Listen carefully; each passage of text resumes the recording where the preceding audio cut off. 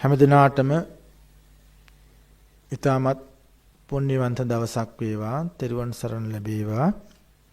ධර්ම මාර්ගයේ තුල අප්‍රමාදීව කටයුතු කරගන්න හැමදිනාටම අවශ්‍යක්තිය, ධෛර්යය, වීරිය, ආරක්ෂාව, ආශිර්වාදය නවඩුවන මදව ලැබේවා කියන මෛත්‍රී ආශිර්වාද ප්‍රාර්ථනාවත් එක්ක අද අපේ වැඩසටහන ආරම්භ කරනවා. සුපින්වත්නි, අද අපේ භාවනා වැඩසටහනේ අවසාන දවස. වැඩි නිමා කරන්නයි අපි දැන් යන්නේ. දවස් 10ක මහා ධර්ම සම්මේලනය, මහා ධර්ම සංග්‍රාමය නේද? බොහෝ ධර්ම කාරණාවන්, බොහෝ ප්‍රායෝගික පුහුණුන් සහ මහත් වූ දැනුම් සම්භාරයක් අත්පත් කරගත්ත දවසේ මේ දවස් 10. එතකොට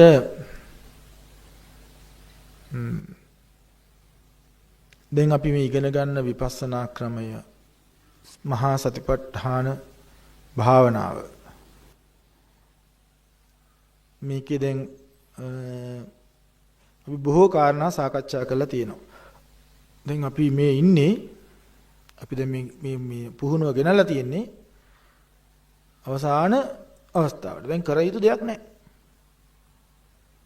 හැම වෙලාවෙම සංවේදනා නිරීක්ෂණය කරන්නයි තියෙන්නේ. හැම වෙලාවෙම විපස්සනා වඩන තැනට අපේ හිත අපි අරන් ඇවිල්ලා තියෙනවා. අපිට දැන් ගැළවිල්ලක් නැහැ. දුර්ජාන්සි කියනවා නම් ශණයක්වත් අපිට දාන්න එපා. ශණයක්වත් කනෝ මාවේ උපජ්ජකා කියලා කියනවා. ලැබූ ශණය අතහැරලා පස්සේ පසුත වෙන්න එපා කියලා කියනවා. ශණයක්වත් අපිට දාන්න එපා. මොහොතක්වත් විපස්සනාවෙන් තොර වෙන්න එපා කියලා කියන්නේ. ප්‍රඥාවෙන් තොර වෙන්න එපා. හැම වෙලාවෙම ප්‍රඥාව පුහුණු කරන්න. ඔයගොල්ලෝ උත්සාහ කළා දැන් මේ කියන දේ දෛනිකව පුරුදු කරන්න. ටික ටික. දැන් මේ ගැම්මෙන්ම අල්ල ගන්න ඕනේ. දැන් මේ වැඩසටහනෙන් පස්සේ සමහරට ඔයගොල්ලන්ට නැවත දෛනික වැඩවලට ගියාම වැඩසටහනත් ඉවරයි. මේක දැන් ටික අඩු වීගෙන යනවා මේ ශක්තිය. අය ධර්ම පෝෂණයක් නැහැනේ. නේද? දැන් ඔයගොල්ලන්ට හොඳ දෙයක් තියෙනවා මේ පාඩම මේ වැඩසටහනේ. අපි මේ ගොඩාක් මේ ධර්ම කාරණා රෙකෝඩින් කළා. දැන් අපි හැමගෙනා ගාව මේ උපදේශ ටික තියෙනවා. ඔයගොල්ලන්ට දැන් හිත දුර්වල වෙලා යනවා නම්, විපස්සනාවෙන් හිත ඈත් වෙන බවක් තේරෙනවා නම්, ඒ වෙලාවට බණ අහන්න. හැම වෙලාවෙම බණ අහන්න එපා. මොකද බුදුරජාණන්සේ කියලා තියෙනවා බණ අහන්න වෙලාවක්. කාලේන ධම්ම ශ්‍රවණං, කාලේන ධම්ම සාකච්ඡා. හැම වෙලාවෙම බණ අහනවා කියන එක නෙමෙයි එතන අදහස් කරන්නේ. ඇයි කාලේන කියන වචනේ දැන් මේ ඔබේ භාවනාව ටික අඩු වෙලා යනවා නම්, ඔබේ භාවනා ශක්තිය ටිකක් දුර්වල වෙනවා නම්, ඔබට දැන් ස්වාමීන් වහන්සේ නමක් ළඟට ගිහිල්ලා උපදේශයක් ගන්න වෙනවා නේද? මගේ දැන් වීරිය පොඩ්ඩක් අඩු වෙලා යනවා. මගේ සතිය පොඩ්ඩක් දුර්වල වෙනවා. මගේ අවබෝධය ඉස්සරමට හොඳට තිබ්බා දැන් නැති වෙනවා. දැන් මට ධර්ම අනුශාසනාවක් අහන්න ඕනේ. නැත්තම් ධර්ම සාකච්ඡාවකට අපි අහුම්කම් දෙන්නේ. ඒ නිසා ඒ වගේ වෙලාවක් තමයි කාලේන ධම්ම දැන් ඔයගොල්ලන්ගේ භාවනාව සමාන පුහුණුව යම් දහම් ගැටලුවක් පිළිබඳව ඔයාලට විතර්කයක් තියෙනවනේ මේක කොහොමද හාමුදුරු කියමට මතක නැහැ මේ වගේ වෙලා. එතකොට මේ ධර්මදේශනා ටික ඉස්සෙල්ලා අපි නිතරම අහලා මේ ධර්මදේශනාවේ අන්තර්ගතයේ පොතක හරි ලියා ගන්න. අපි පළවෙනි ධර්මදේශනාවේ ස්වාමීන් වහන්සේ විස්තර කරේ සපඤ්ඤෝ නරෝ කෙනෙක් වෙලා එතනින් පස්සේ දුක අත්දැකලා තෙරුවන් සරණට ඇවිල්ලා සත්පුරුෂයෙක් සොයාගෙන උන් ওই කාරණා ටික අපි මුලින් කතා කරේ නේ. ඒතර ඒක ඔබ දාලා සටහනක් අහගන්න මේ දේශනාවේ අන්තර්ගතය මෙන්න මේකයි කියන එක. මේ දේශනාවේ අන්තර්ගත වෙලා තියෙන මේ කොටසේ අන්තර්ගත වෙන්නේ මෙන්න මේ ටික. දෙවෙනි ධර්මදේශන අන්තර්ගතයේ මේ සාරාංශගත කරන්නේ. එතකොට ඔයගලන්ට මට දැන් වීරිය පොඩ්ඩක් අඩු වෙලා තියෙනවා. ඒත් මම වීරිය පිළිබඳ ධර්මදේශනාවක් කළා ඇති. සම්මා වායාමයේ කියපු දන දවසක්ම අරගෙන අපි වීරිය සම්බන්ධව කතා කළා. එතකොට දැන් වල වීරිය නම් අවශ්‍ය අන්න අර ධර්මදේශනාව අහලා පැයක් කමාරක් ඒ ධර්ම දේශනාවල භාවනා පටන් ගන්න. එතකොට ඕගොල්ලන්ගේ හිත නැවත දිරිමත් වෙයි. මං හිතනවා මේ ධර්ම දේශනාව ඕගොල්ලන්ට සතිය දුර්වල වෙනවා නම් සතිය දුර්වල සිහිය අඩු වෙලා යනවා නම් සතිය සම්බන්ධව මම ගොඩක් තැන්වල කියලා තියෙනවා. සතිපට්ඨාන සූත්‍රය ගැනත් මම බොහෝ කාරණා කියලා තියෙනවා. ඒ දේශනා හරියට ඒකේ අන්තර්ගතයේ බලලා ඒකෙන් දේශනාව හොයාගෙන ඒ පැය ශ්‍රවණය කරන්න. නිමාඩු වෙලාවට. අනිත් වෙලාවට ඔබේ හිත දුර්වල වෙනවා නම් ඕන තැනකින් ධර්ම දේශනාවක් ඇහුවට කමක් නැහැ. මතින් එතකොට ඔබලට නැවත ශක්තිය එයි. අපි කල යුත්තේ වැටෙහි. මම මේ ගොඩාක් අවධාරණයෙන් කියන්නේ. එතකොට අර අතරක් නැතුව කරන පුහුණුවට ගොඩක් වැදගත් වෙනවා.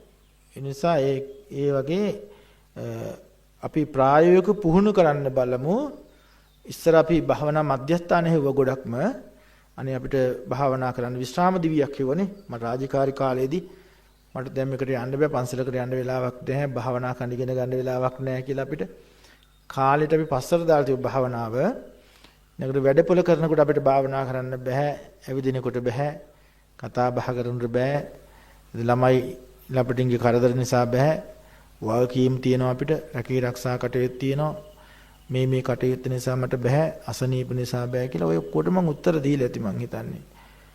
එතකොට මේ තද නින්ද තමයි ඔබට නිදහසක් දීලා තියෙන්නේ. සිත තද ඒ නින්දේ තියෙනවා කොටස් දෙකක්. අඩ නින්දයි තද නින්දයි. අඩ නින්දේ ඔබට මනස වැඩ කරනවා. ඒ වෙලාවෙත් හීනයක් වගේ දකිනවනම් ඒත් සතිමත් බවට පත් වෙන්න පුරුදු වෙන්න ඒ වෙලාවෙත් විපස්සනා වඩන්න. තද නින්ද කියන්නේ හිත භවංගගත වෙච්ච අවස්ථාව. ගැඹුරු නින්ද. ඒ වෙලාවේ අරමුණු ගන්නෙ නැහැ. සිත භවංගයේ තියෙන. සද්වාරික අරමුණු මේ ගන්නෙ නැහැ ඒ වෙලාවට. ඒ වෙලාවේ බෑ අපිට භාවනා කරන්න. අපි චිත්තසහිත ධර්ම වැඩ කරන්නේ නැහැ. වැඩ කරන්නේ කියන්නේ මේ වර්තමානයේට වැඩ කරන්නේ නැහැ. ඒතර භවංග හිතේ තමයි තියෙන හිත. ඊළඟට සිහි මූර්ඡාවක් කියලා. සිහි නැති කරලා ඔපරේෂන් එකක් කරන්න හරි නැත්නම් තමන්ගේ මොකක් කර අසීමිත තත්ත්වයක් නිසා හරි යම් වෙලාවකට සිහිය නැතුව හිටියා. එතකොටත් බෑ මේක කරන්න. අනිත් හැම වෙලාවකම ඔබේ වකීම තියෙන ඔබ ඇති. දැන් චුතිසිත දක්වාම ඔබට සතියින් ඉන්න ප්‍රතිපදාවක් මේ දීලා. ඒ නිසා හැම වෙලාවකම නාම රූප දෙක පිළිබඳ සතියෙන් සිටින්න. නාම රූප දෙක පිළිබඳ. නාමේ රූපේ කියන එකත් ඔයගොල්ලෝ මම පැහැදිලි කරලා තියෙනවා. රූපේ කියලා කියන්නේ මේ සුද්ධාෂ්ටක ශරීරයේ හැසිරීම පිළිබඳ සතියෙන් ඉන්න. රූපේ කියලා කිව්වේ මේ සමස ශරීරයේ මේ සමස් ශරීරයේ සතියෙන් හිටියට කමන්නේ නැහැ. නමුත් ඒක අපි විපස්සනාවට ගේන්න ඕනේ. දැන් උදාහරණයක් වශයෙන් අපි සතිපට්ඨාන සූත්‍ර ගන්නනවා. සෝ සතෝ වාස සති. ආනාපාන පිළිබඳ සතියෙන් ඉන්නවා අපි. හැබැයි ඊට පස්සේ ඒ සතිය අපි විපස්සනාවට ගේන්න ඕනේ. ඔබ කයේ ඉරියව්ව පිළිබඳ සතියෙන් ඉන්නවා. එතකොට ඒක අපි විපස්සනාවට ගේන්න ඕනේ. එතකොට තමයි නියම රූපේ සතිය පිහිටවන්නේ. රූපස්කන්ධයේ සතිය පිහිටවන්න. රූපේ සතිය පිහිටවනක ප්‍රමාණවත් නැහැ. කයේ සතිය පිහිටවන එක ප්‍රමාණවත් මදි. රූපස්කන්ධයයි සිහිය පිහිටවන්න ඕනේ. රූපස්කන්ධයකම සුද්ධාෂ්ටකය වෙන්නේ. කය කියනවා වෙන්නේ ඉරියව්ව ක්‍රියාකාරකන්නේ. අපි කිව්වේ යනකොට එනකොට හැම කටයුත්තක් තුළම සම්පජඤ්ඤකාරී වීම. ඊනකට මේ කුණප පිළිබඳ දැන් ওই කායගත සති භාවනාවෙත් අපිට තියෙන පොඩි ටිකක් ඒක අපි අද ධර්ම සාකච්ඡා වෙලාව අපි කතා කරමු මේ කායගත සති භාවනාවත් මේ භාවනාවට විපස්සනාට බොහොම ප්‍රයෝජනයි.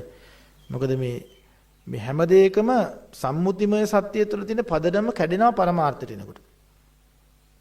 දැන් කේසා කියලා අපි අල්ලන් ඉන්න කෙස් කියන පිළිකුලක් අපි අල්ලන් ඉන්නවා නම් ඒ පිළිකුල් කෙස් අපි ඉස්සලා දකින්න ඕනේ. පිළිකුල් කෙස් දකිනවා වගේම ඒ පිළිකුල් කරන්න කෙස් නැහැ කියලා සුද්ධාෂ්ටක වශයෙන් දකින්න ඕනේ. මේ සුද්ධාෂ්ටක වශයෙන් දැක්ක සුද්ධාෂ්ටකින් පැවැත්මක් නැහැ කියලා උදේවය වශයෙන් දකින්න ඕනේ. එතකොටයි මේක අපිට ඕන නැති වෙන්නේ අපිට. එතකොටයි මේක කොහෙවත් අපිට අල්ලන්න යමක් නැති වෙන්නේ. ඒ වගේ අපි ඔය සතර මහා ධාතුව පිළිබඳුනත් එහෙමයි. ඒ කයේ ස්වභාවයන් පිළිබඳ අපිට සතිමත් වෙන්න පුළුවන් මොන වෙලාවක.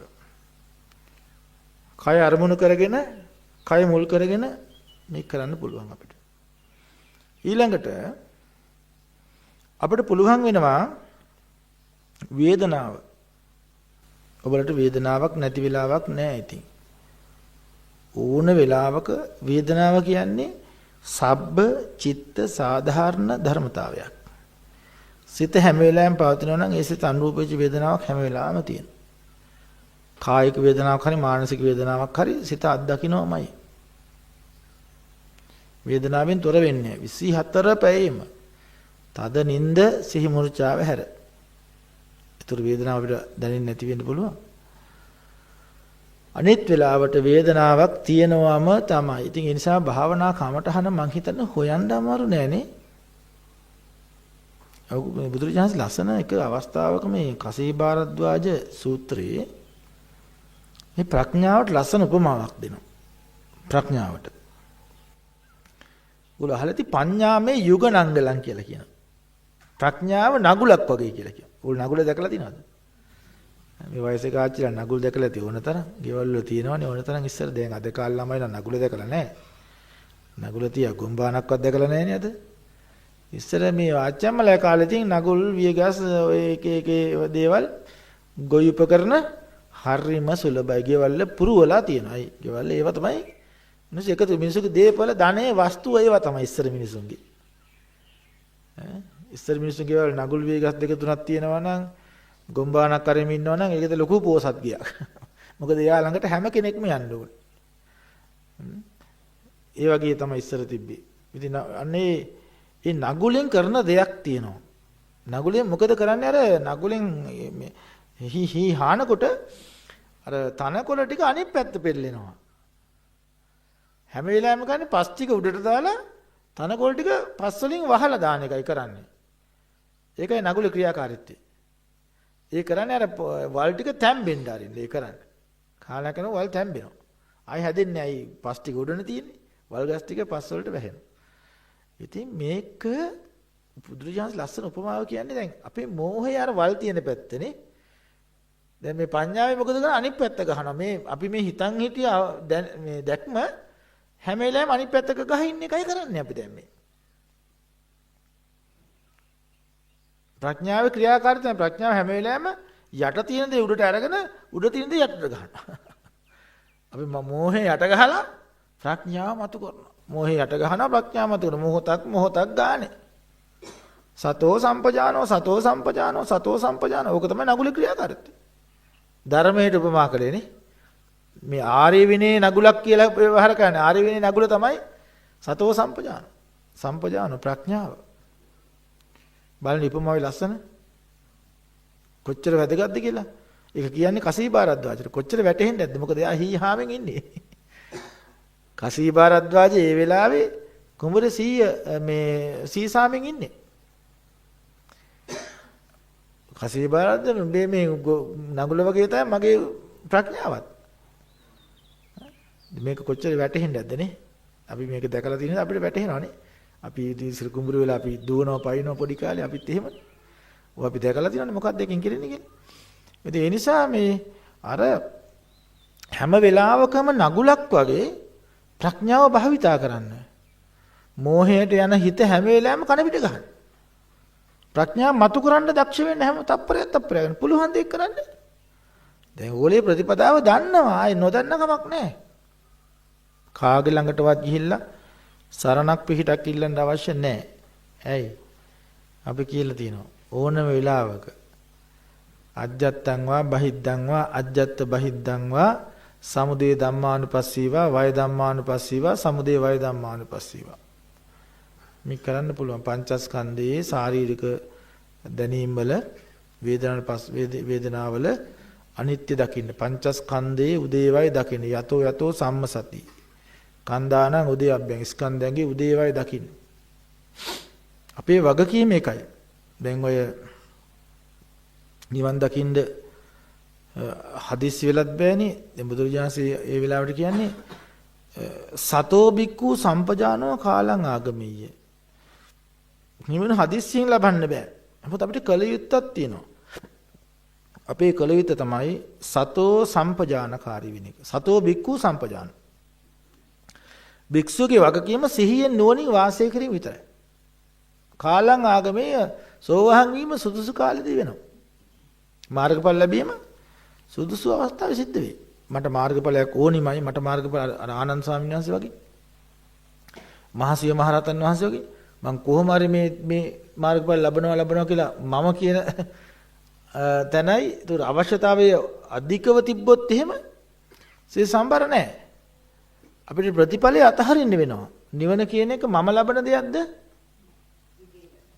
මම ලබන දෙයක්ද නිවන? එහෙනම් ලැබෙයිද මට නිවනක්? මමද නිවන් දකින්නේ ධර්මතාවටද නිවන් දකින්නේ? නේ හිතන්නකෝ මම නිවන් දකින්න ඕනි නම් මට කවදාකවත් නිවන් දකින්න බෑ. ඒ මම කියන සංකල්පේ මතම තියෙන්නේ සක්කාය දිට්ඨිය. යන්න බෑ එතනින් පයින්න බෑ කොහොමත්ම.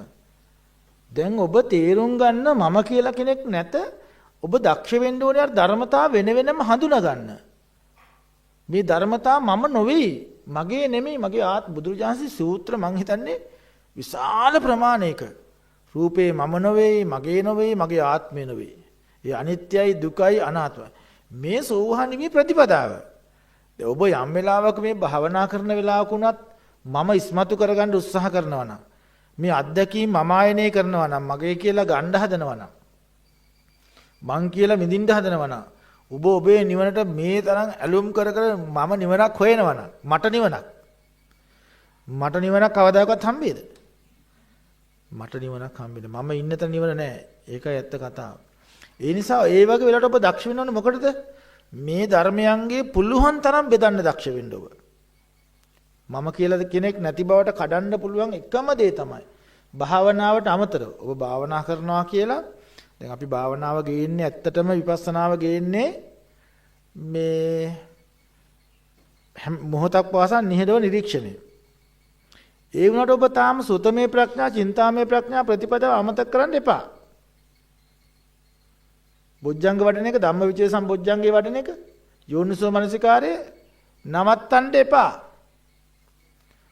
තේරුණාද මේ කතාව? ඔබ නිකන් ඉන්න වෙලාවේදී ධර්මඥා ඒ සුතමේ ඥානය තව හොයන්න තව ත්‍රිපිටකේ ගවේෂණය කරන්න, අභිධර්මයේ හොයන්න. නාම රූපයන් තව අපි විශ්ලේෂණය හරියට දන්නේ නැහැ. නමුත් අපි අවසානයේ දක්වා පුහුණු වීමට යනවා, විපස්සනා කරනවා. ඒක ඒ විපස්සනා අවබෝධයත් අරකට බොහොම ප්‍රයෝජනයි සුතමේ ප්‍රඥාවට. ඒවා එකිනෙකට අනුග්‍රාහක ධර්ම. තේරුණාද? ඒ කියන්නේ දැන් යමෙක් දැන් ලීයක් තියනවා තමන්න තනියෙන් උස්ස ගන්න බෑ. තව කෙනෙක් එකට එකතු වෙනවා මාත් එන්නම් මේක උස්සන්න. දෙන්න රටියක් අමාරුයි. තව කෙනෙක් කියනවා මාත් එන්නම් මේක උස්සන්න. ඔහොම 100ක් විතර ලී උස්සන්න පටන් ගත්තොත් එහෙම හතර වටින්ම ඇවිල්ලා අරක හරි පහසුවෙන් උස්සගෙන යනවනේ ඕන තරම් දුරක්. මේ ධර්මතා තන්නේ වගේ තමයි.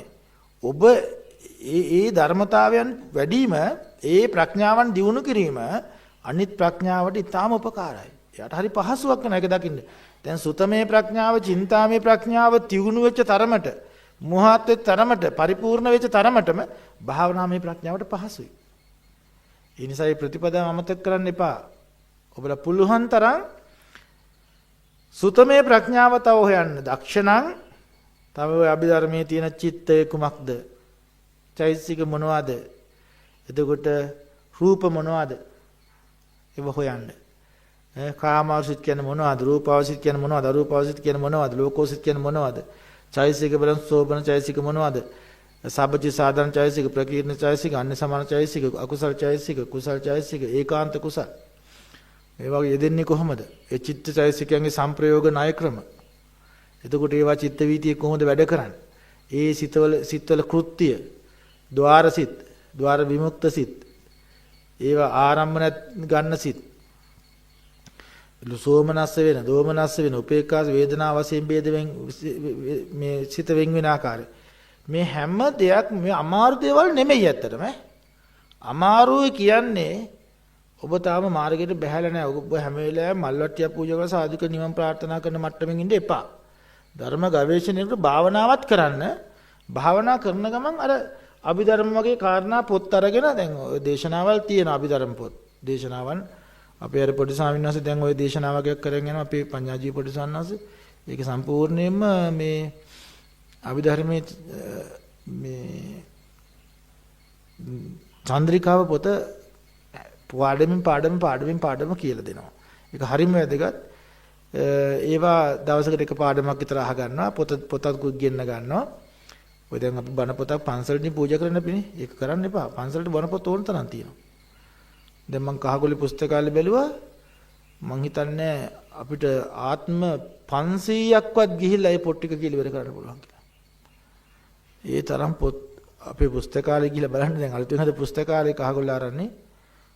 මං හිතන්නේ ඒක අඩි 100ක් 150ක් දිගයි ඒ පුස්තකාලෙම. ඒ බිත්තිය පුරාම තියෙන කබඩ්. ඒ හැම කබඩ් එකකම පිරලා තියෙන පොත්. අයි මේගොල්ලෝ පූජා කළ දායකයෝ. දායකයා ගෙදර එක පොතක් නැහැ. අඩුම ගානේ රේණුකාණේ චන්දිමල සාංශික පොතක්වත් ඒ සාංශික පොත් ටික සරල වශයෙන් ওই ධර්මයේ පැහැදිලි කරලා තියලා තියෙනවා. ඒ අභිධර්ම අභිධර්ම චන්ද්‍රිකා අභිධර්ම මාර්ගය ඒ වගේ සරල බසින් ලියපු අභිධර්ම මූලික කරුණු තියෙනවා. අභිධර්ම මූලික කරුණු කියලා තව පොඩි පොතක් තියෙනවා. ඒ පොත් කියවලා අමාරු දෙයක් තියෙනවා හයිලයිට් කරලා තියාගන්න. ඒ ප්‍රශ්න ටික පෙන්වන පොතක ලියාගන්න. දැන් ඔයගොල්ලෝ ධර්ම සාකච්ඡාවට අහනවනේ. පොයිට් සිල් ගත්තම ස්වාමීන් වහන්සේ ධර්ම සාකච්ඡාවට එනවා. ඒ සාකච්ඡාවට උඹට ඒක ස්වාමීන් වහන්සේගෙන් අහන්න. එහෙම අපේ අයට සූදානමක් නැහැ. අපේ අය මොකද කියන්නේ? අර හිතේ මොකක් හරි බහුභූතයක් ඔළුවේ තියාගෙන කවුරු හරි කියපු දෙයක් ඔළුවේ තියාගෙන ධර්ම සාකච්ඡාවට හාමුදුරුවාට පස්සේ කෙලින්ම අහන්නේ මොකද? ස්වාමීන් වහන්සේ භික්ෂූන්ට මස් මාළු කැපද? ඔන්න පළවෙනි ප්‍රශ්නේ. ඔක හැම ධර්ම සාකච්ඡාවකදී ස්වාමීන් වහන්සේ භූතේ පෙරේතේ කියලා කොටසක් ඉන්නවද? අන්තරා භවයක් තියනවද? බුදුහාමුදුරන්ගේ පිළිමේ තියන්න ඕනේ මොන දිහාවකටද? gedara පින් දෙන්න හොඳ නැද්ද මලගේ ඥාතීන්ට? පෑන් වඩන්න හොඳ නැද්ද? ඕම් ඔය වගේ ප්‍රශ්න ටිකක් තමයි මේ හරිම ලාමක බුදුරජාණන් වහන්සේ ඉපදිනකොට නෙළුම් මල් පිපුණාද නැද්ද? බෝසතාණන් වහන්සේ ඉපදිනකොට නෙළුම් මල් පිපුණාද නැද්ද? ඒක අපෙන් අහලා වැඩක් තියනවද? නේද? අපිට මේ පුහුණු දැන් අර පොතපත පරිශීලනය කරන්නේ නැහැ කියන එක හොඳටම තේරෙනවා. අර මාර්ගය තුල Tamanට යනකොට පාරේ යන්නේ නැති කෙනාට ගැටලු මතුවෙන්නේ නැහනේ. මේ gedara ඉන්නේ යන්න සෑහෙන සිහිනම වුණා. ගේ ඇතුලේ තාම එළියට බහැලවත් නැහැ. පාරේ යනකොට යාට පේනවා මේ පාර හරියද? මේ දෙමන් සංදි හම්බෙනවා. තුන්මන් සංදි හම්බෙනවා. සතරමන් සංදි හම්බෙනවා. ඒතර වැරදි බෝඩ් හම්බෙනවා. දැන් මේ පාරෙන් කොහටද යන්නේ? මේක මොකද්ද? මෙහි යන්නේ කොහටද මේ? පාරේ යන කෙනාට අප්‍රමාණ ප්‍රශ්න දහම් ගැටලු අන්න ඒවා හරියට ගොනු කරගෙන ස්වාමින්වහන්සේ නමක් ආවම හෝ නැත්නම් ඔය වෙනමම ධර්මදර විනීතර ස්වාමීන් නමක් ළඟට ගිහිල්ලා අවසරයි ස්වාමින්වහන්සේ මට ධර්මයේ පිළිබඳ ගැටලු ටිකක් තියෙනවා මේ ටික निराකරණය කරගන්න පුළුවන්ද කියලා මගේ අම්මලා ගිහිල්ලා අහන්නකෝ කොච්චර වටිනවද ඒක පුතත් අරන් ගිහිල්ලා නැතුව ගිහිල්ලා ඕගොල්ලන්ගේ තියෙන මහා කන්දොස් ක්‍රියාව හාමුදුරන්ට ඉදිරිපත් කරන්න එපා ගෙදර ළමයිගේ ප්‍රශ්නයි මහත්තයාගේ ප්‍රශ්නයි අරවා මේවා ප්‍රශ්න කන් කෙදිරි ගෑවනවා කෙරවලක් නෑ අපේ මිනිස්සු කතා කරන්න ආවම අපිට ඔළුව ගැක්කම හැදෙන ඇයි මිනිස්සුගේ ප්‍රශ්න අපි මොනා කරන්නද නේද ධර්මයේ පුරුදු කරන දේ මිනිහෙකුට විසඳුමක් නැති මිනිහෙකුට අපි උත්තරයක් දෙන්නේ කොහොමද මහත්තයාගෙන් ප්‍රශ්න මහත්තයා සැරපරුසයි මහත්තයාගෙන් මට ආදරයක් කරුණාවක් නැහැ කියලා කියන දරුවෝ කීකරු නැහැ සල්ලි නැහැ. ගෙවල් ලෝන් දාලා ඒවට ණය ගෙවා ගන්න ඕනේ. ඉතින් මේ විදිහට ගෙදර නොයේ ප්‍රශ්න මිනිස්සුන්ට තියෙන්නේ. ඕවා හාමුදුරු නමකට කියන එකේ තේරුම මොකද්ද මං කියන්නේ? ඉතින් මොකද්ද ඒකේ තේරුම? අපිට කියන්න පුළුවන් ඉවසගෙන ඉන්න. ඉවසන විදිහවත් අපිට කොහොමද කියලා දෙන්නේ? ඉවසන විදිහ අපි දැන් දන්නවනේ. ඉවසනවා කියන එක ප්‍රඥාවත් එක්ක එකතු වෙන්න ඕනේ. විපස්සනා ප්‍රඥාවත් එක්ක. එතකොට සත්වයෙන් නැහැ කියලා දකිනකොට නතර මේ ඇති වෙද්දී දැන් අපි දන්නවනේ දැන් මේ ප්‍රඥාවෙන් තොර ඕක දරාගෙන ඉන්න මමත් කියනවා අර මනුස්සයෙක් කරන්න පුළුවන්ද කියන්නකෝ මං කොච්චර අසරණද කියන්නකෝ අම්මා ඕක දැන් ඔය ප්‍රශ්නේ ඔච්චර කල්පනා කරන්න එපා ඔයාට ඕක දරාගෙන ඉන්න ඉවසන්නකෝ යා ඕක ගණන් ගන්න එපා මේකද අපි දෙන්නේ අපි උත්තරේ දීත් අසරණයි දැන් මං ඕගොල්ලෝ විපස්සනා කරපු කෙනෙක් කියනපුණා අක්කා ඕක දැන් ඔය හිතන්න දෙයක් නැහැ නේ ඕක ඉවසගෙන ඉන්න ඉවසනවනේ මෙහෙමයි ඒ වෙලාවට ඔබ සංවේදනා පිළිබඳ අධ්‍යයනවත් වෙන්න. නාම රූප පිළිබඳ බලන්න ඒක. ඒක මේ විදිහට බලන්න. සුතමේ ප්‍රඥාවට ගලපලා බලන්න. චින්තාමේ ප්‍රඥාවට ගලපලා බලන්න. භාවනාමේ ප්‍රඥාවට ගලපලා බලන්න. සත්‍ය පුජ්‍යලෙක් නැහැ කියලා හිතන්න ඔයා. ඒකෙන් ඔයා පාරමිතා පුරන්න. ඒකෙන් ඔයා ප්‍රඥාව දියුණු කරගන්න කමටහනක් කරගන්න. ඒකෙන් පුළුවන් ඔබට නිවන් දකින්න. මේ උත්තරේ දෙන්න සූදානම් නැහැ නේ. ගන්න සූදානම් නැහැ නේ යා. කොහොමද අර පැයක් කමාරක් කල් ප්‍රශ්න කියන වෙලාව විපස්සනාවක් කියලා දෙන්න පුළුවන්ද? ඒ උත්තරය ප්‍රායෝගික නැහැ. ඒ නිසා භාවනාව හොඳට දියුණු කරගත්ත කෙනෙකුට අපිට මේ දහම් උත්තරේ දෙන්න පුළුවන්. නැතුව ඒ නිසා ඔබලා දක්ෂ වෙන්න ඕනි මේ ධර්ම ඉගෙන ගන්න. ගිහියායද පැවිද්දෝද වික්ත වෙන්න ඕන විසරද බුදුරජාන්සේ සිව්වන පිරිසේ විසරද බව අපේක්ෂා කළා. නේද? දැන් බුදුරජාන්සේ වල ප්‍රශංසා කළා. නැත්නම් ගිහියෝ හිටියා ධර්ම කතිකයෝ. බුදුරජාන් සාදුකාර දෙනා මේ චිත්ත ගෘහපතිය ධර්ම කතිකෙක් කියලා. නේද? ඒ වගේ ධර්ම කතිකෙට පිරිසු ධර්මයේ කියන්න පුළුවන් ඒගොල්ලන්ට. ඒ නිසා එතකොට ඔබ ධර්මඥානය දියුණු කර ගන්නකොට මම හිතනවා මේ ශාසනයේ පරිහානියට මේක කවුරුත් අහන්න ඕනි කතාව. ශාසනයෙන් පිරිහිලා තියෙනවනේ. ඒ පිරිහීමට එක හේතුවක් තමයි ගිහියා ධර්මදර නොවීම. ගිහියා අපේ දේශපාලනයත් එහෙමනේ. දේශපාලඥයත් එහෙමනේ හැමදාම අපි මෝඩව තියාගෙන ප්‍රතරමට අඥානෙත් තරමට ඒගොල්ලන්ගේ පැවැත්මට ඒගොල්ලන්ට හොඳයි. දැන් ගිහි අය ධර්මඥාන නැති වෙනකොට භාවනාඥාන නැති වුණු ශාසන ප්‍රතිපදාව හරියට නිවැරදි ඉගෙන ගන්න නැති වෙනකොට ඉතින් ශාසනය අයාල යනවා. පැවිද්දෝ ධර්ම විකෘති කරනවා. බුදුරජාණන් දේශනා නොකර අවිනය විනයයි කියලා කියනවා. විනය අවිනයයි කියලා කියනවා. ඕවා දැන් රකින්න බෑ කියනවා. බුද්ධ දේශනාවක් නෙමෙයි කියනවා. ඇයි වික්ත නැහැනේ ඊයොත් ඒකේ සමාදන් වෙනවා. ඒ දන්නේ නැහැනේ මොකක්වත්. දහම් පාසල කියලා ඉගෙන ගත්ත ලිංග විතරයි. ඒකත් ඕනවට එපාවට. ඒ නිසා හැම වෙලාවෙම ඔයගොල්ලෝ දක්ෂ වෙන්න මම කියන්නේ ධර්මඥාන දියුණු කරගන්න පොතපත අද ඕන තරම් තියෙනවා. නිකන් ඉන්න එපා. රැයට නිින්ද යන ඉස්සෙල්ලා එක සූත්‍රයක් කියලා නිදා ගන්න. අඩුම ගානේ රේණුකාණ සාංශික පොත් ටිකවත් කියලා ඉවර කරන්න. ගොඩාක් ඒ පොත් බොහොම සරලව කියලා තියෙනවා. පොත් 40 50ක තියෙනවා සාන්නාංශගෙම. එක මාසයකට එක පඩියකින් එක පොතක් ගෙන්න ගන්න. ඒ මාසයක් ඒ පොත කියලා අනිත් පඩියෙන් තව පොතක් ගෙන්න ගන්න. ඊට මේ මාසේ ඒ පොත කියවන්න. නොතේරෙන කරුණු ඔක්කොම හයිලයිට් කරගන්න. වෙනම එක්සර්සයිස් පොතක ලියා ගන්න. මේ කාරණේ මොකද්ද? මෙතන කියන්නේ මොකද්ද? මේක මට වැටහෙන්නේ. ඕන වෙලාවක ස්වාමීන් වහන්සේ ළමකින් ඒ දහම් ගැටලු විසඳ ගන්න. කිසි ප්‍රශ්නයක් නෑ. අපිත් හරිම කැමැති මේ ප්‍රශ්නේ අහන්න. නෝනයි මහත්තයයි රණ්ඩු කරගෙන මගේ ළඟට එනවා මම කැමති නෑ. මගේ ළඟට එනකොට මම කැමති ස්වාමීන් වහන්සේ මොකද්ද මම විවාහ ජීවිතේ කොහොමද ධර්මානුකූල විග්‍රහය කරලා තියෙන බුදුරජාණන් වහන්සේ. මොකද්ද මම මහත්තයට කළ වෙන යුතුයකම් පහ. මහත්තයා මට කරන්න යුතුයකම් පහ මොනවද? නේද? අර විසාකාට දුන්න අවවාද 10 මොකද්ද මේ ධනංජය සිටුවරයා. සංවාස සූත්‍රය කියන්නේ මොකද්ද? විවාහ ජීවිතේ. සිද්ධාර්ථ යසෝදරා විවාහ ජීවිතේ සාර්ථකුනේ මොකක් හින්දාද? කොහොමද ඒක?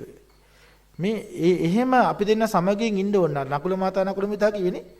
අපි දෙන්න ඉස්සරහට මෙහෙම යන්න ඕනේ. එතකොට කොහොමද මේක මේ පවත්ව ගන්න? සමගින් ඉන්නේ කොහොමද? ඒ සඳහා බුදුරජාණන්සේ කියලා දෙන උපදේශයන් මොනවද?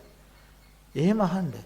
අර මිනිස්සු අපිට මෙහෙම කරනවා එයාට දොස් කියන්නේ මෙයාට දොස් කියාගෙන ලාමක ප්‍රශ්න අපි ළඟට අරන් එන්න අවශ්‍ය නැහැ. දුර්වලකම හොඳට තේරුම් ගන්න ධර්මානුකූල විග්‍රහයක් කරගෙන ඒක ලස්සන බුදුරජාණන්සේ කියනවා ඒක සම්මුති කතාව තුළ විවාහය කියන්නේ මේකයි, පරමාර්ථ කතාව තුළ විවාහ ජීවිතේ මේකයි, ඒකේ උදේවයේ මේකයි, ඒකේ ආස්වාදයේ මේකයි, ආදීනවේ මේකයි නේද? ඒකේ නිස්සාරණේ මේකයි. ලස්සනට ඒවා හරියට ගලප ගන්න. සසරේ ඔබ ඉන්න තැන හොඳට තේරුම් ගන්න. ඒ ප්‍රශ්නේ නෙමෙයි අපිට තියෙන්නේ. දිග්ග උත්තරයක් අපිට තියෙනවා. තාම ඥාන සම්පේත උත්තරයක් තියෙනවා. ඒ උත්තරේ දුන්නාම ඕනෑම ප්‍රශ්නයකට ආය නැවත ඒක රෝපණය වෙන්නේ නැහැ. නැවත ඒක විපාකයක් වෙන්නේ නැහැ. ඒක මේ එක කර්මයක් තියෙනවා මේ ජීවිතේ කර්මය සංසිඳිලා නව කර්මයක් ඇති වෙන්නේ නැතුව ඒ තුලින් ප්‍රඥාව ලැබිලා මෝහය දුර වෙලා ඔබ නිවනට සමීප කරන ස්වභාවයට මේ ධර්ම උත්තරේ උන්වහන්සේ සකස් කරලා තියෙනවා. ඒ තරම් මේක ප්‍රයෝජනවත් දෙයක්. අනේ නිසා අපි දැන් මේ ප්‍රායෝගික ප්‍රතිකරවල හොඳට දන්නවා. ඒ නිසා මම කියන්නේ දැන් ඔබ ඉගෙන ගත්තට මේක මේ ධර්ම දර්ශනහන් තුළ මේ කමටහන් ඉගෙන ගත්තට දෛනිකව සෑම මොහොතක්ම නැගිට වෙලා ඉඳලා උදේ නැගිට වෙලා ඉඳලා ඇඳට යනකම්ම සතිමත්ව ඉන්න උත්සාහ කරන්න. ඒකට අනුග්‍රහයක ධර්මතාව ටික එකතු කරගන්න උත්සාහ කරන මොනවද අනුග්‍රහයක ධර්මතාව ටික? සුතමේ ප්‍රඥාව දියුණු කරන්න. හොඳට පොතපත පරිශීලනය කරන්න. මට දැන් කාලයක් නෑ කියලා හිතන්න එපා. අමාරුවෙන් හරි සුතමේ ප්‍රඥාව වඩන්න. චින්තාමේ ප්‍රඥාවේ ස්කන්ධ ධාතු ආයතන වලට කඩ බලන්න. දැන් අපි දැන් ඇහෙන් රූපයක් දැක්කනම් අර අපි කිව්වේ ඇහෙන් රූපයක් පේනවා. කාටද මට පේනවා කියන දෙකීම අඩු අයින් කරන්න. මම දැක්කා ලස්සන රූපයක්. මම දැක්කා අවලස්සන රූපයක්. මම දැක්කා. ඒ මම දැක්කා කියන එක කඩන්න. ඒක විපස්සනාවට එන්න ඉස්සෙල්ලා ඔබට පුළුවන් ටික වෙලාවක් සුතමේ ප්‍රඥාව මොකද්ද දැක්කා කියලා කියන්නේ. බුදුරජාණන් කියනවා චක්කුම් පඩ රූපේච උප්පයි චක්කු විඤ්ඤාණ තින්න සංගති පස්සෝ පස්සපච්චය වේතන. මේ ක්‍රියාවලිය නේද මේ බුදුරජාණන් කියන්නේ. දැක්කා. ඔබ දකින්න ඊට පස්සේ චින්තාමීනුට ගන්න ඔබ. මොකද්ද වර්ණ රූපය කියන්නේ? බාහිර වර්ණය. වර්ණ සටහන. බාහිර රූපේ. ඒක සුද්දාෂ්ටක ටිකක්. නේද? ඒක වර්ණයේ ප්‍රධානයි. ඊළඟට චක්කු ප්‍රසාද රූපේ රූප 10යි. චක්කු දස කලාපේ ප්‍රසාද රූපේ. ඊට පස්සේ චක්කු විඤ්ඤාණය සිත මේ තුන්දෙන එකතු වීමෙන් ස්පර්ශේ නාම රූප ස්පර්ශ වීම. නාම රූප පස්සෙන් ඇති වෙච්ච වේදනාව ශරීරය පුරා ඇති වෙනා වූ කියන්නේ මනසේ නාම රූප දෙකේ ඇති වෙන වේදනාව ධර්මතාව. වේදනාවට අපි ඇලීමක් හෝ ගැටීමක් ඇතිවීම. වේදනාපච්චය තණ්හා. ඒකට ප්‍රිය කිරීම හෝ අප්‍රිය කිරීම දෙකේම ඇති වෙන තණ්හාව. ඒ කැමැත්තෙන් හෝ අකමැත්තෙන් ප්‍රකාශ කළ එක මගේ මම කියලා මගේ කියලා උපාදාන කිරීම. ඒකට බැඳීමක් කිරීම. ඒක සත්පුජ්‍යලාත්මෙන් ගැනීම. ඒක සංකාර රැස් කිරීම. නේද? අවිද්‍යාවෙන් ඒ අරමුණ අරගෙන පුඤ්ඤාපි සංඛාරෝ අපුඤ්ඤාපි සංඛාරෝ ආනන්ජාපි සංඛාරය ඇති කර ගැනීමට උපාදාන වෙනවා. උපාදාන කරගෙන මේ භව කර්ම භවයක් රැස් කර ගන්නවා. කර්මයක් සංස්කාර රැස් කර ගන්නවා. ඒකට යාට ජාතියක් ලැබෙනවා. ජරා මරණයක් ලැබෙනවා. ජරා මරණේ ප්‍රත්‍ය කරගෙන උත්පත්තියක් ලැබෙනවා. ඒතර ඕවා නිසා අර දුක සම්භව වෙන ආකාරයේ පටිච්චසමුපාදේ වෙන ආකාරයේ හොඳට ඒ වගේ තියෙන නාම රූප ස්වභාවයන් සත්වයක් නෙමෙයි මේ නාම රූප ගලාගෙන යන්නේ මෙන්න මේ රටාවට. මේක තමයි චිත්ත ප්‍රවෘත්තිය. මේක තමයි කර්ම රැස්න ක්‍රමය ප්‍රවාහය. මේක નિરાයාසයෙන් සිදුන සංසාර පැවැත්ම. ස්කන්ධ ධාතු ආයතන පටිපාටියට ගමන් කරනවා. දිගටම කරන කෙනෙක් නැහැ. අවිද්‍යාව පුද්ගලයෙක් නෙමෙයි. අවිද්‍යාව කියන්නේ ධර්මතාවයක්. එයාගේ කෘත්‍යය සක්‍රියව කරනවා. එයා සක්‍රියව ඉන්න තාක්කල් එයා සංඛාර රැස් කරනවා. ඒව ධර්මතා. ඒ ධර්මතාවයේ ස්වභාවය සංස්කාරයන්ට පත්‍ය දෙන එක. ඒ ධර්මතා විද්‍යාව කියන්නේ මම නෙමෙයි, මගේ නෙමෙයි, සංස්කාර කියන්නේ මමත් නෙමෙයි. විඥානය කියන්නේ මේ 12 අංග 12ම මම නෙමෙයි. ඒවා නාම රූප.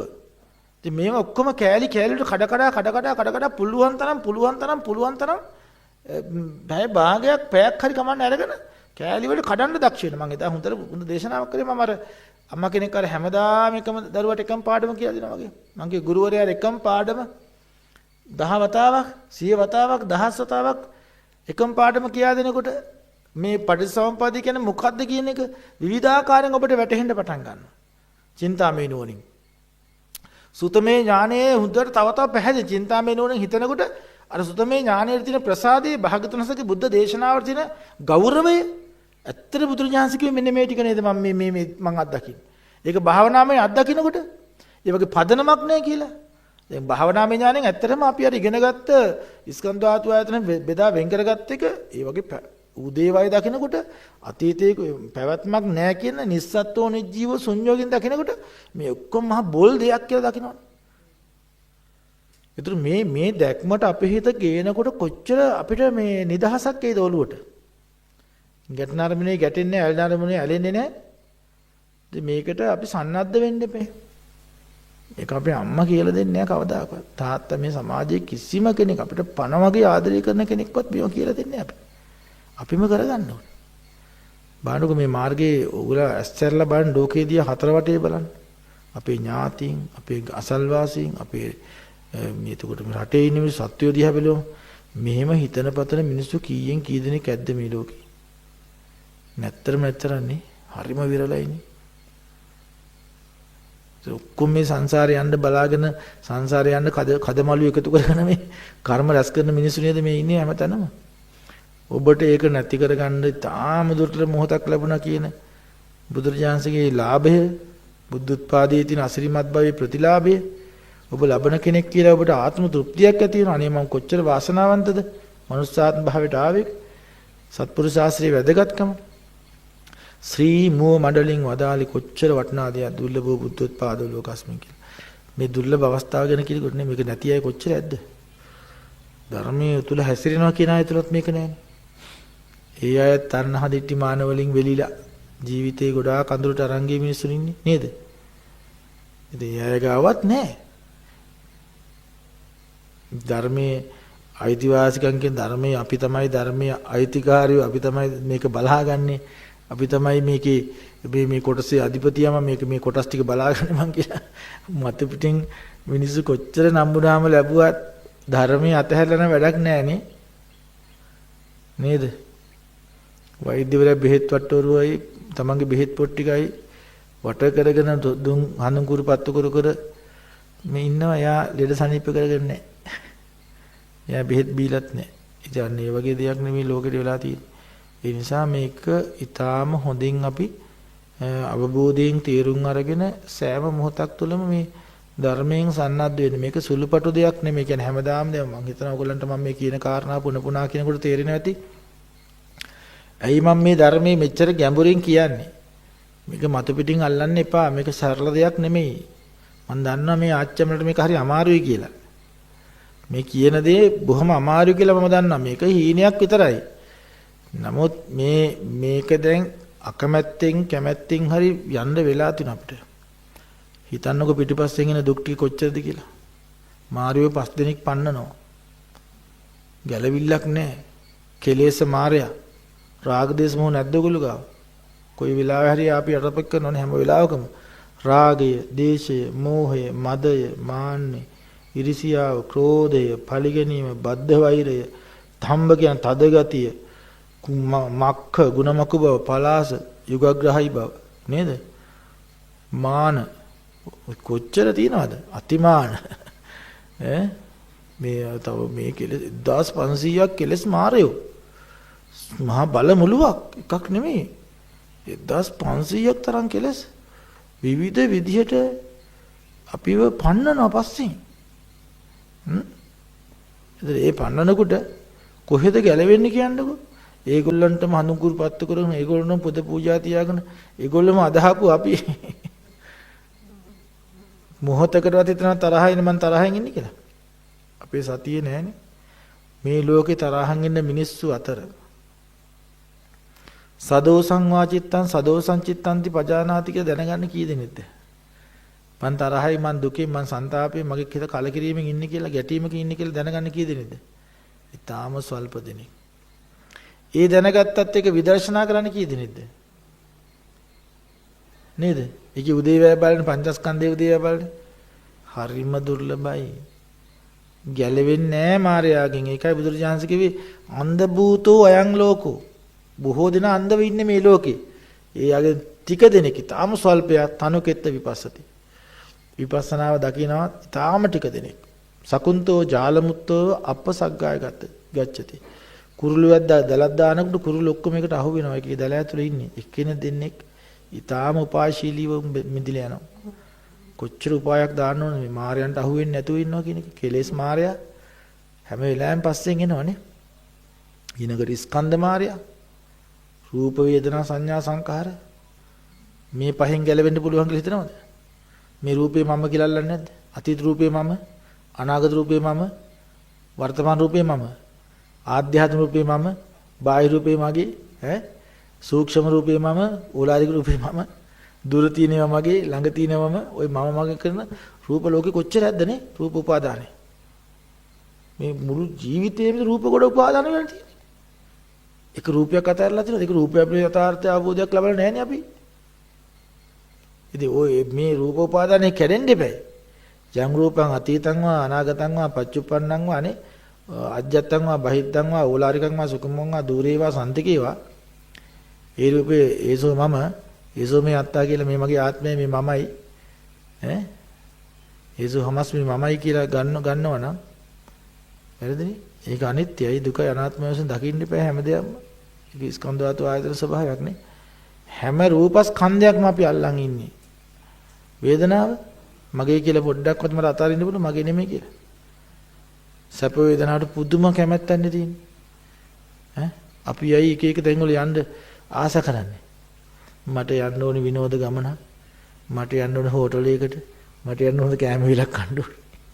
මට අරෙහි යන්න ඕනේ මට මෙහෙ යන්න ඕනේ මට අරක විඳින්න ඕනේ මේක අහන්න ඕනේ අරක විඳින්න ඕනේ මේ ඔක්කොම මේ ආස්වාදයේ සැපේටනේ හොඳ දේවල් කඩේකට ඉලා බඩු තෝරන්නේ කොහොමද? මේක හරියන්නේ මේක පහසු නෑ. මේක හොඳයි. ඒ පහසු නේද හොයන්නේ? ඇඳුමත් තෝරන්න ගියා මොකක් හරි තමන්ට හරියට තමන්ගේ සැපට තමන් බලාපොරොත්තු සැපයට ගැලපෙන්න ඕන එක. ඒ ලෙවල් එකේ නැත්තම් ප්‍රතික්ෂේප වල අනිත් එක ගන්නවා. ඒ සැපේ මගේ සැපේ හොයන්නේ. තෝර. ඒවත් ඇහැලා නැ එකක්වත් තාම. ඒ සියල්ල උපාදාන වෙලා තියෙන්නේ. සියල්ල අවබෝධයෙන් තොරයි. එහෙන් බලනකොට මේ ස්කන්ධ ටික අපිට කොච්චර පස්සෙන් සංඥාවල් අපි ඔය ලේබල් එකක්වත් අතාරින්න කැමති නෑනේ. මීට අවුරුදු 20කට ඉස්සෙල්ලා මට බැන්න මිනිස්සෙක් ඉන්නවනම් අවුරුදු 20කින් එමෙන්න දැක්කෙම නැත්තම් 20කට පස්සේ එමෙන්න ටවුන් එකේ ඉන්නව දැක්කොත් බලන්න මොකද හිතෙන්නේ? අර සංඥාව මකලා නෑ හිතින්. අර බැනපේ ඒ ෆයිල් එක කෙලින් මුඩට ගන්නවා අරගෙන කියවනවා. ඕ එදා මට මේක මෙහෙමත් කළා අහවල් තැන්දි මට බැන්නේ. ඒ ෆයිල් එක ආයෙ කියවනවා. ආයෙ කියවලා ඒ සංඥාව අල්ලගෙන ආයතර මනසට ඔරවන්න රවන්න ගොරවන්න යනවා. බලන්නේ අහක බලන්න යනවා. ඒ ඉන්නේ එදා තිබ්බ නාම රූප ටික නෙමෙයි.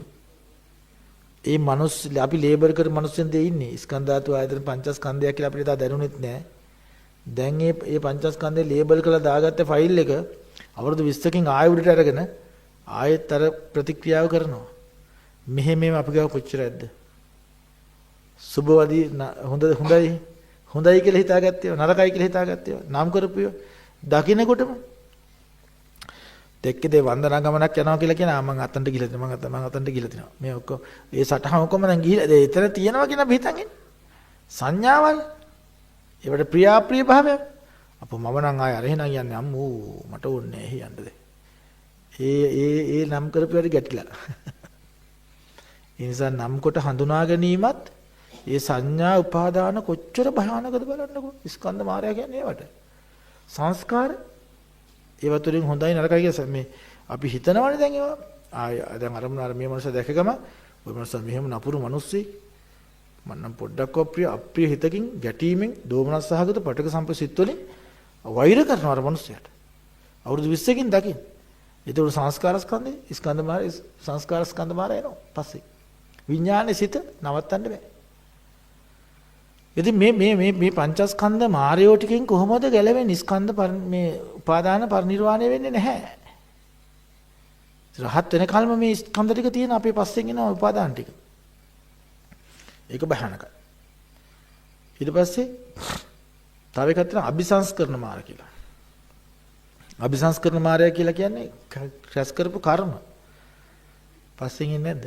කුසල කර්මත් වෙනවා පස්සෙන් අකුසල අවිද්‍යාවෙන් රැස් කර සංස්කාර. ඒව නිසා අපි සැප දුක් වේදනා අප්‍රමාණ විඳිනවා. දුක් වේදනාවක් එනකොට අපි හිතන ඔන්න මේක කර්ම විපාකයක්. ඒකෙන් දුකක් ආය රැස් කර ගන්නවානේ. කෙනෙකුට අපි නිନ୍ଦා අපහාස කළා, හිරිහැර කළා තිබ්බොත් මේ ජීවිතේ අපිට ඒක එනවා. කම්මා විපාකා වත්තන්ති. කර්ම නිසා විපාක ඇති වෙනවා. ඊට පස්සේ තරහිරුට අපි දන්නේ නැහැ මේක අතීත කර්මයක් හින්දා කියලා. හිතනවද අපි? කම්මසක ඥානෙ නැහැ. අපි මේකට මෙහෙම කරනෝනේ. දෙපම් මම ඔබට හොඳ වැඩක් කරන්න. මට මෙහෙම නිඳා කරලා තියෙනවා. මට මෙහෙම අභූත චෝදනාවක් කළා තියෙනවා. දැන් අර මිනිස්සයා ගිහලා ගානකොට මරනකොට ආය අලුත් කර්මයක් ආය රැස් වෙනවා. අර එකක් ගිවනවා ආය එකක් රැස් කර ගන්නවා. අபிසංස්කරණ මාර්ගයෙන් ගැලවෙන්න බෑ. අවිද්‍යාවෙන් කර්ම විපාකයට යනවා විපාකෙන් ආය කර්ම රැස් කරනවා. කම්මා විපාකා වත්තන්ති විපාකෝ කම්ම සම්භව. අබ්බුච්චිනං වත්තමාන සංසාරුති පෞච්චති. නොසිඳී පවතින ක්‍රියාවලිය සංසාරය කියලා කියනවා. તો මෙහෙම බලනකොට මේ අபிසංස්කරණ මාර්ගයෙන් ගැලවෙන්න විදියකුත් නැහැ. එයත් අපි පස්සෙන් පන්නනවා. ඊනකට තව එක්කෙනෙක් ඉන්නවා මේ මුත්‍ය මාර කියලා. මරණේ. දැන් මේ මරණයේදී මේ ඔක්කොම කතන්දර ඉවරයි. මාරයා කඩුවක් අමෝරාගෙන පස්සෙන් එනවා කොයි වෙලාව හරි මරන්න. ආයුෂයේ තක්ෂීරු කරන්න අපි කාටවත් බෑ. එයා මේ යනකොට මේ ලෙඩ වෙලා නාකි වෙලා මැරෙනවා කියලා කවුරුත් තීරණය වෙලා නැහැ. නේද? අන්තිම වෙලාවේ මොන වගේ බිහිසුණු මරණයක්ද? වාහනයකින් යට වෙලාද? වසංගත රෝගයක් හැදලාද? යුද්ධයකට අහු වෙලා බෝම්බයක් පුපුරලාද? නැත්නම් මේ කෑපු ආහාරයක් විස වෙලාද? විස බීජයක් ගිහිල්ලාද? පිළිකාවක් හැදිලාද? ලෙඩ වෙලාද? අනේක හේතුන් නිසා මැස්සෙක් චූටි මැස්සෙක් වැහුවත් ඇති. ඊටාම සියුම් විස බීජයක් ඇඟට ඇතුළු වුණා නම් ඉවරයි මිනිස්සයා.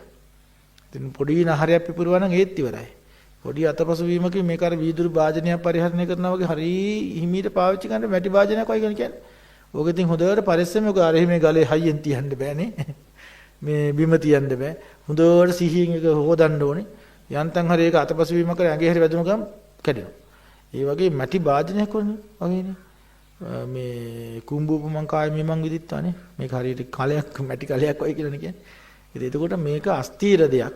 ඉතින් මුත්‍ය මාරයා මරණත්තාය ඕකාසං වදකෝ වීසති මරණයට අවකාශයක් බල කඩුවක් තියාගෙන පස්සෙන් ඉන්නවලු මාරයා. ඕකාශය මරණත්තාය ඕකාසං මරන්න අවකාශයක් බල වදකෝ වීසති වදකයක් වශයෙන් ඉන්නවලු. කොයි වෙලාව හරි මරනවා. ඒ නිසා උපත්ත්‍ය සහේ වේදා මරණං ආගතං සත. පුදුන දවසේ මරණය අරන් ආදී කොයි වෙලාව හරි ඒ නිසා මෘත්‍ය මාරයා මේ ඔක්කොම අපිට නැති කරන එක ෂණයකින්. එයාට පුළුවන් සියල්ල නැති උපච්ඡේදනය කරන්න පුළුවන්. සියල්ල ඉවර කරන්න පුළුවන්. ඒ අර මාරියෝ ටිකත් මේ අපිට බාධා කරනවා මෙයා කරන බාධාව උපච්ඡේදනය කළා ඉවරයි. ආයෙදින් ආයි බුද්ධ ශාසනයයි ඔක්කොම ටික නැතිකොන අම්මයි තාත්තයි තිබ්බ සම්පති පන්සලයි ආරණ්‍යයි ඔක්කොම ටික ඉවරයි ආයෙ. බණ පොතයි තිබ්බ ඔක්කොම ඉවරයි. ඇවිල්ලා මේක නිකන් ආයෙ මහා අපරාධයක් වගේ දෙයක් මේ මාරය මරණය කියන්නේ. සියල්ල ගන්නවනේ එක සැරේම.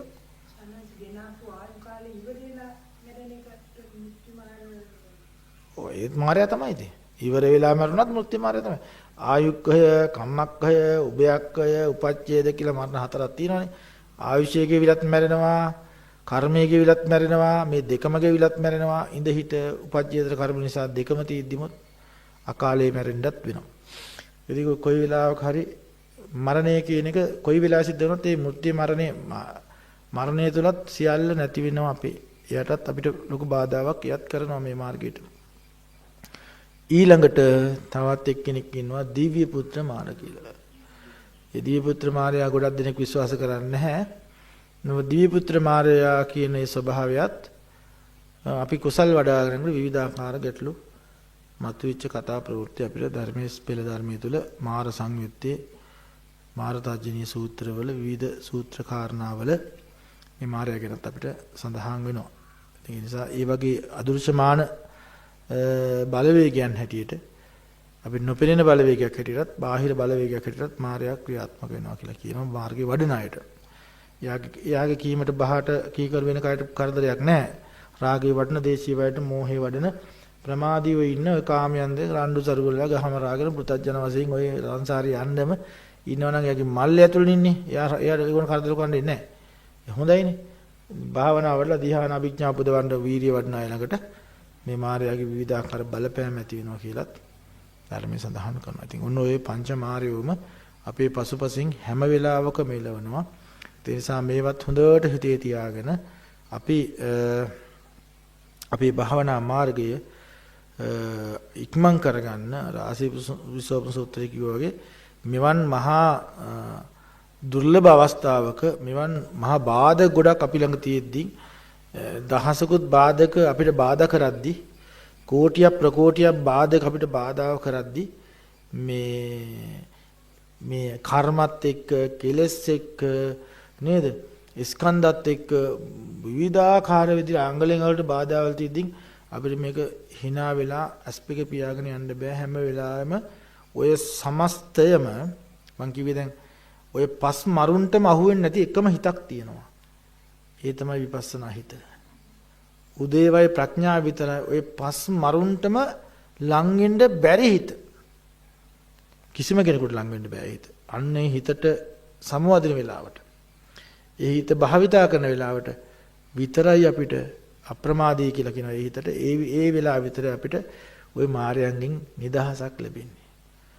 අනතුරක් නැති තරක්, ക്ഷേම භූමියක් අනතුරක් නැති සතිපට්ඨානයේ සම්පූර්ණ වැඩ සතර සතිපට්ඨානයෙන් වැඩෙන සත්‍තිස් බෝධිපාර්ශික ධර්ම වැඩෙන මාර්ගයේ සීල සමාධි ප්‍රඥා වැඩෙන එතකොට සම්පූර්ණයෙන්ම භවගාමී කුසල් සිත් නොවන අවිද්‍යාවක් නැති ප්‍රඥා උදා වෙන තිලක්ෂණ ප්‍රඥාව යෙදෙන ඒ හිත විතරයි අපිට මේ ලෝකේ අම්මටත් වඩා තාත්තටත් වඩා කල්යාණ මිත්‍රෙක් ඕන දෙවියෙකුට බ්‍රහ්මියෙකුට වඩා මට උපකාර කරන පරම කල්යාණ මිත්‍රෙක් වෙන්නේ උපකාරක පරම උපකාරක ධර්මයේ වෙන්නේ මෙන්න මේ විපස්සනා හිත.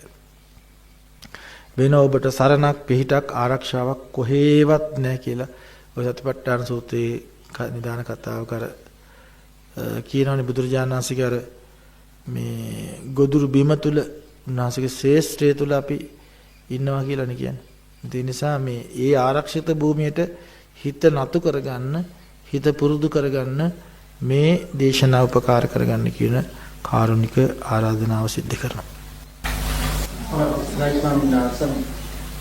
විපස්සනා හිතට ක්ලේශ මාර්යෝ ස්කන්ධ මාර්යෝ දමනය කරන්න පුළුවන් කියන එක තේරෙනවා.